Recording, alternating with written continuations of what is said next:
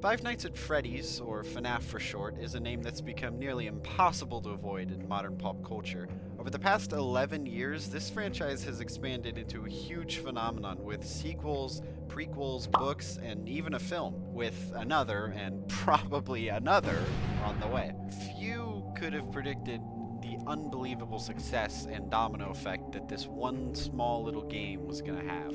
The first Five Nights at Freddy's released on August 8th, 2014. It was a last-ditch attempt at game development from its creator, Scott Cawthon, after years and years of struggling to find success with his games and animations. Just before FNAF, Cawthon faced harsh criticism for one of his previous works, Chipper & Sons Lumber Co., where critics pointed out the game's unintentionally unsettling character designs and robot-like animations. For Scott, this was absolutely heartbreaking, and he even considered giving up on game development. But he then made a choice that would change his entire life. Rather than letting himself be defeated by the feedback, Cawthon leaned into it, channeling his frustrations and creativity into a bold experiment. He took that slight scariness the critics talked about and made a horror game. A horror game where the player works as a night guard at an arcade-style restaurant with animatronic performers. The game would set to play on the fear of the unknown and use its unique premise, enemies, and atmosphere to bring itself into the spotlight. On top of FNAF's extremely unique and creative features, content creators like Markiplier, Jacksepticeye, Game Theory, and many more helped to push the game further into popularity. So it was only a matter of time before we got more. But what was it that made people want more? What was it that set Five Nights at Freddy's apart from other horror games? Why did it scare people? Why did it work? In this video, that's exactly what I want to talk about. Focusing on the first game alone and looking at it through the lens of first-time player, let's dive into what made it so special and so effective, and find out what made it leave such a big impact.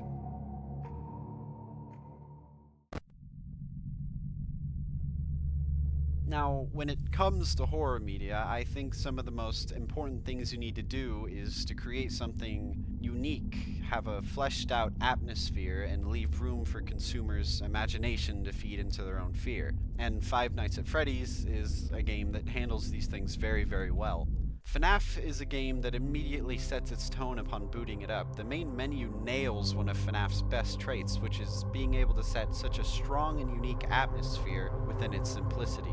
The music is ghostly and dreadful. Pairing that with the static and glitching images of an animatronic bear, a new player is most definitely going to already have questions brewing before they even start. The menu of this game does a great job at giving the player such little, yet such interesting information, which is something I really like about it. When you start for the first night, you're quickly shown a newspaper advertising for a local pizzeria called Freddy Fazbear's Pizza, which is where the entire game takes place. Freddy Fazbear's Pizza is very clearly inspired by popular arcade and entertainment-based restaurants that were all the craze in the late 70s through the 90s. The two most notable being Chuck E. Cheese's and Showbiz Pizza, both bearing similar features like pizza, arcade games, and most notably, the animatronic bands that would perform on stage while you ate your food.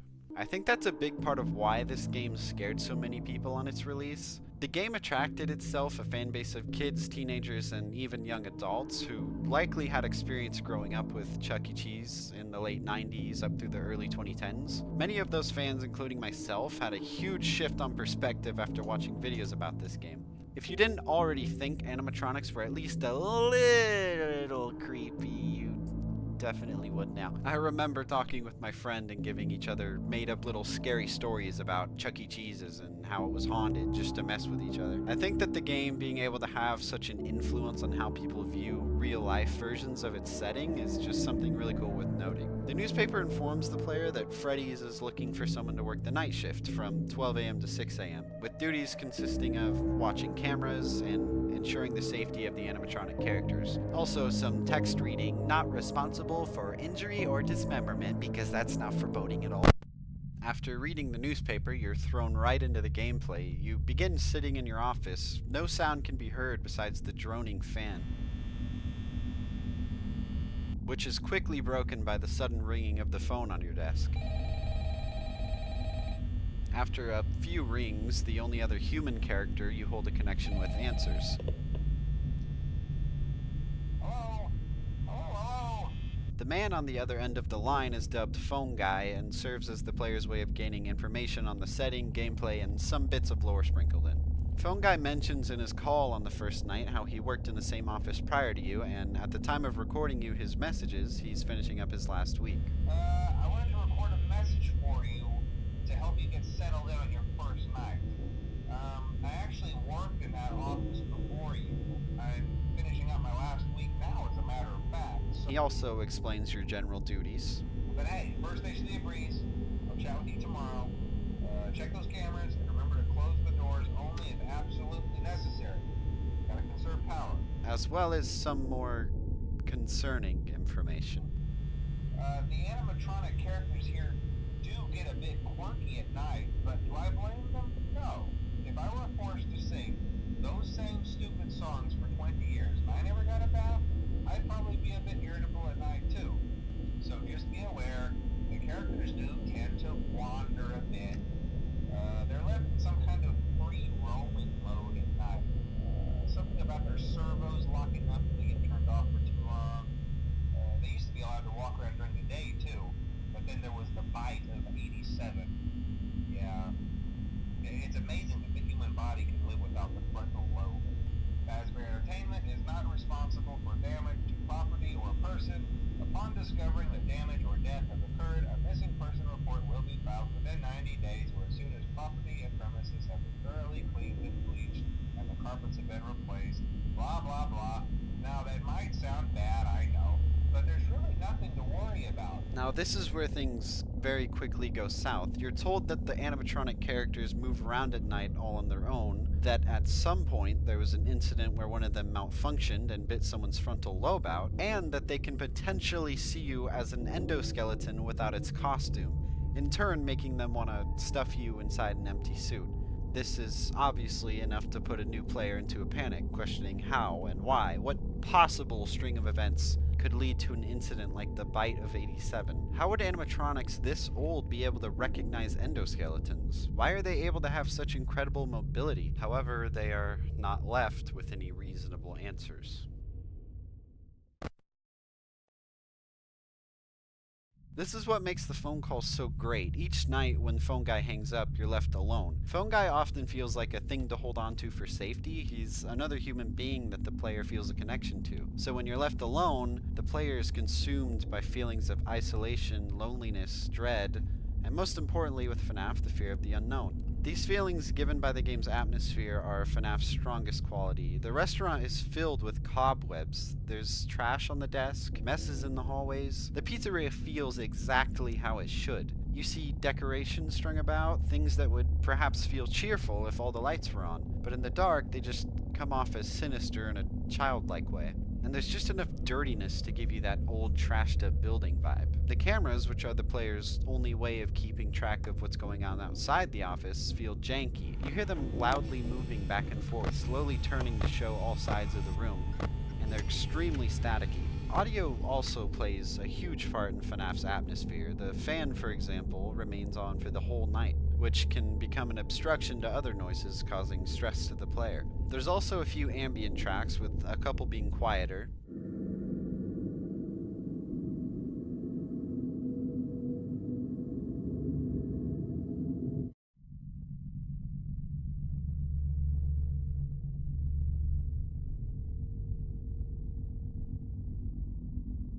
And one being more prominent.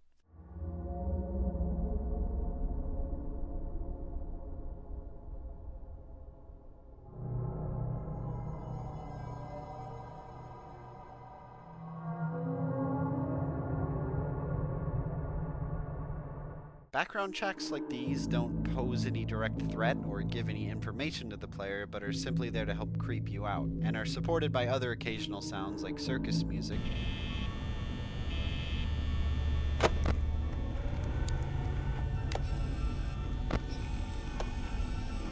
Foxy singing,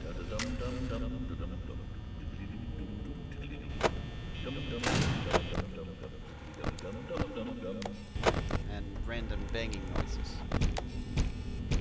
The audio design of this game holds up very well in continuing to even cause panic to those who have played the games for a long time. I find myself on edge every time I play the game, and and that's because of the soundscape. FNAF is a game that thrives on listening, and when the player is fed constant stress and fear-targeted audio, it disrupts them from focusing on what they need to hear, like footsteps. All of these ambient tracks and noises, along with many more I'll talk about later, contribute to the sense of isolation the player feels, and once again shape the fear of the unknown. They're left with an absence of enough information on their situation to have the ability to confidently deal with it. They are left with these potentially dangerous things that they don't understand, and are being fed sounds and visuals that allow for constant tension and creepiness. All they know for sure is they are stuck, confined to their office, trapped with just two defenses, both tied to limited power, in a place that is dark, forgotten, and creepy, and they are alone with them.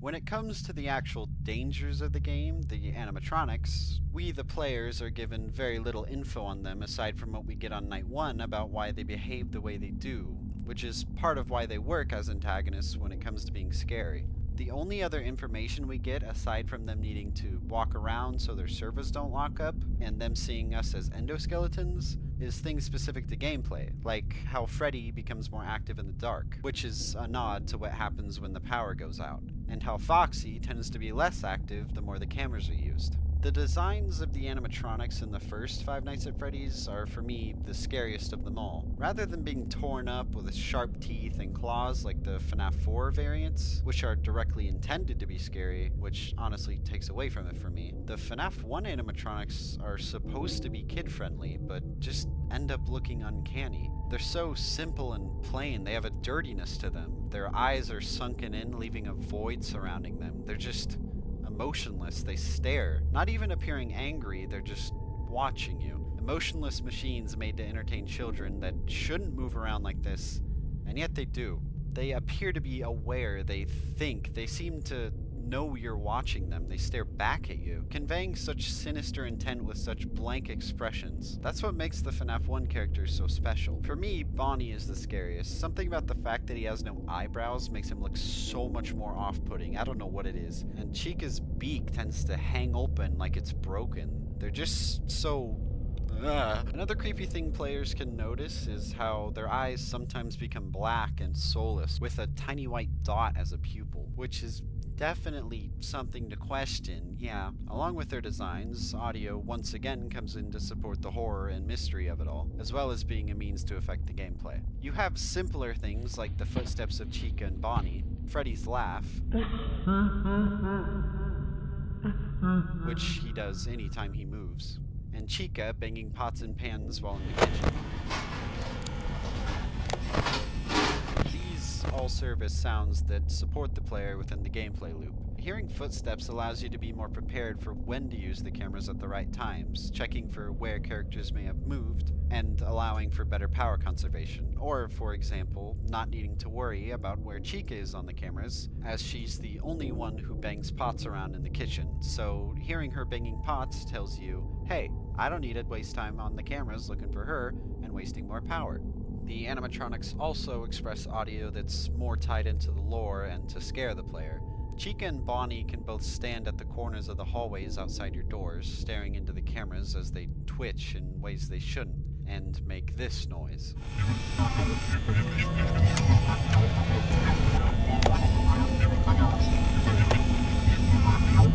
These supernatural sounds are human-like, but don't come off as any natural human language. The voice sounds almost demonic, and to someone who doesn't know the explanation as to why they make those sounds or twitch like that, it can be even more disturbing than it is to someone who does. You also have the sounds that Chica and Bonnie make when they've made it into your office. If you failed to notice Chica or Bonnie at your doors, you might hear this noise next time you open up your cameras.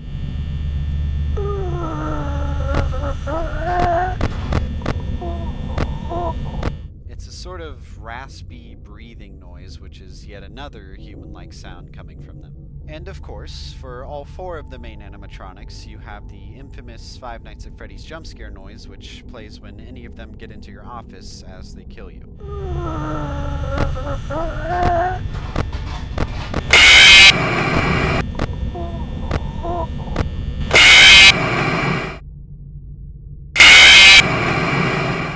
Another thing that can happen in Five Nights at Freddy's that I think is heavily supported by audio is power outages. When the player runs out of power, they become free of any defenses. Without energy to close your doors, you sit there. Everything goes dark, the doors open, and a loud droning noise plays as everything fades away, slowly becoming more distant. The once blaring fan that you couldn't shake away is now completely silent. All you hear is the ambience as you wait. Fear of the unknown is a huge factor in these moments, especially for new players who have no idea what's going to happen. But then, the silence is broken by footsteps, followed by Freddy's face lighting up in your doorway as he plays his famous Toreador March music box.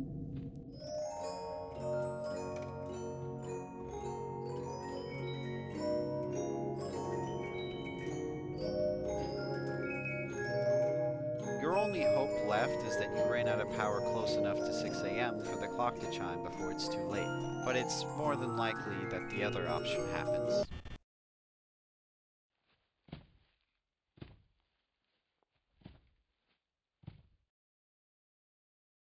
It's suspenseful, right? Everything blinks out and you're left in a complete void as Freddy creeps toward you, before ending you. I think another nice thing when it comes to the animatronics is the different behaviors we see them having, which makes them a lot more creepy and unique to each other. Freddy, who won't even become active until night 3, hides in the shadows, which plays into what Phone Guy says about him being more active in the dark. Bonnie is the most aggressive of them all, spending most of his time in the left hallway and trying to get in. Chica is a little less aggressive than Bonnie and has her own unique association with food, often finding herself in the kitchen. And Foxy, who is unique in the way that he attacks. To slow down Foxy's gradual progression from leaving Pirate's Cove, you need to use your cameras more, in turn using more power. Eventually, instead of jump scaring you right off the bat like the others, he runs down your hallway. However, these 4 animatronics are not the only ones. There is a 5th, rare, more secret animatronic that behaves in a far different way than the others.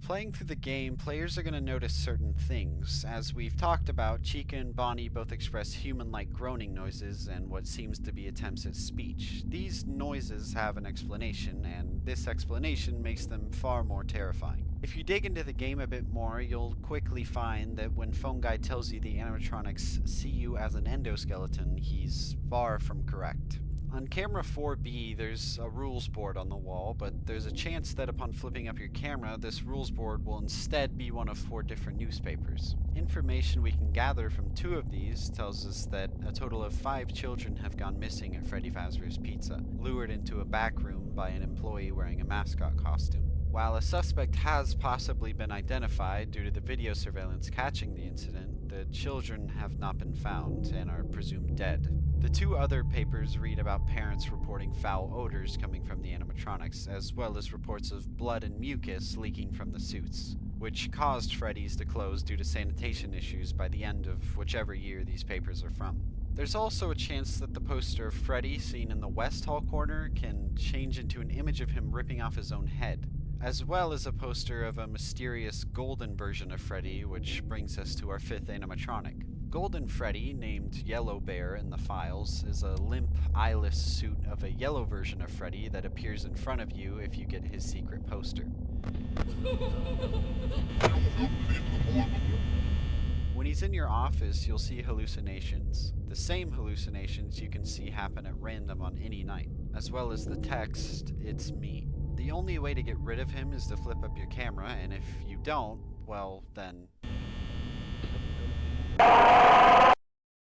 Golden Freddy's jumpscare noise is actually a slowed down version of the normal one, and when he kills you, your game crashes. Graffiti of the phrase "It's me" can also appear on the out of order sign outside of Pirate's Cove whenever Foxy is gone, as well as over the east hallway posters at random chance, as well as children's drawings of crying faces. Some other interesting secrets are 2 rare screens you can see by random chance in parts and service. One being Bonnie close up to the camera, again with black, scary eyes, and one of a few heads in the room looking at the camera, as well as the endoskeleton, all with the same eyes. Now, with all these secrets, we can begin to put together some answers as to what's going on in Five Nights at Freddy's. Players quickly found out that the number of animatronics directly corresponds to the number of missing kids stated in the newspapers. The newspapers let us know that the kids' bodies were never found, and judging by the reports of blood and mucus seen leaking from the animatronics, we can then come to the conclusion that the kids' bodies are stuffed inside of them. The cherry on top, aside from their violent behavior, is the demonic speech and groaning that come from Bonnie and Chica, which brings us to the conclusion that the animatronics are not only a hiding spot for the bodies of the kids, but are also possessed by them. Now, because of this, the general idea players got was that the animatronics want to stuff you in a suit because they likely think you are the person that killed them, since the person who did was also an employee, which makes a lot of sense. The lore of the first Five Nights at Freddy's is the driving factor in why people wanted more. There's so many questions left unanswered, like what happens next? Why is Golden Freddy so much more different than the other animatronics? What does "it's me" mean? Whatever happened to the killer? Are we playing as the killer? I think the mystery of it all is something else that really helped to make it so popular, and helped to make it feel all the more creepy. The first Five Nights at Freddy's does an amazing job at being an absolutely horrifying concept and a disturbing experience overall. Without even knowing the secret bits of story, it's still terrifying, but having those secrets there was perfect for making players feel even more creeped out by the nature of the animatronics, and gave fans a desire for more. And oh boy, did they get more. The game really is just a perfect storm of horror. Aside from the disturbing story, you have where it also excels, its atmosphere. FNAF works great as a horror experience in the way that it feeds from the fear of the unknown. It gives you bits of story that make you want more, and the more you dig deeper, the more disturbing things you find out. The visuals from both the old, dark building and the creepy, emotionless animatronics stalking you, to the ghostly and isolating ambience and soundscape, it all just blends together so perfectly, creating a game that was so perfect on its own. The story is so good for how simple it is, and it's even better when you look at the other games that expand on it. But even by itself, FNAF 1 just manages to be just enough, and just little enough, to make our imaginations scare us even more. I think even if FNAF stopped at the first game, it would still be popular today. It's had such a large impact on the indie horror space and just the internet in general. It's a perfectly crafted game that came out at a perfect time. It pushed itself into the spotlight with a unique concept and worked in scaring millions with its unique atmosphere, audio design, and story. This game is so important to me and so many others, and that's why I wanted to talk about it. And while the series has definitely changed drastically as it's gone on, some say for better or for worse, I think it's important to understand that the original Five Nights at Freddy's is an amazing example of creativity. I mean, the game was made by one man in a moment of frustration. It shows us, by becoming one of the most popular horror franchises of all time from such a simple starting point, that you don't need a massive team or budget to make something impactful. You just need a strong and unique idea that's going to connect with people. So whether you're a longtime fan or someone taking a look back at where it all started, I want to thank you for watching. I had a lot of fun getting to talk about why I love this game and how I think it succeeded. I mean, if you can't tell, I kind of like it. It just works so well and deserves every bit of fame it received, and that can be said for many of the others that come after, so if you want to see me talk about some of the other Five Nights at Freddy's games, or even fan games, please subscribe and let me know down in the comments. I'd love to cover at least the first 4 games, and even think it might be fun to talk about something like Five Nights at Candy's. Thank you all so much for watching. I hope I covered everything well. If I did and you enjoyed, please consider liking the video and subscribing for more. And as always, I'll see you all next time. Bye-bye!